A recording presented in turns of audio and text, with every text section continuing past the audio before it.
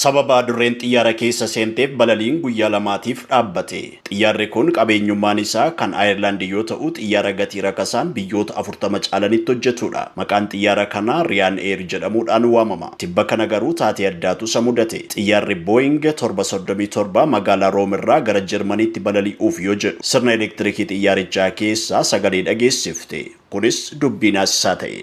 Injiineroonni xiyyaarichaa adurree kana bakka sirna elektirikii xiyyaarichaa keessa akka jirtu erga hubatanii booda keessaa baasuudhaaf yoo yaalan ittumaayyuu gara walakkeessa siisteemii elektirikiitti baqatte. Injiineroonni xiyyaarichaas osoo adurreen keessa jirtu balalii eegaluun qilleensa irratti balaa biraa uumuu waan maluuf hamma adurreen kun baatutti jechuudhaan magaalaa Room turuudhaaf murteessan.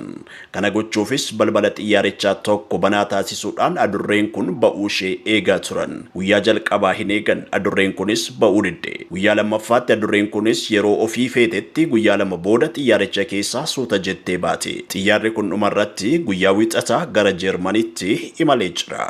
UPI wabeeffanne.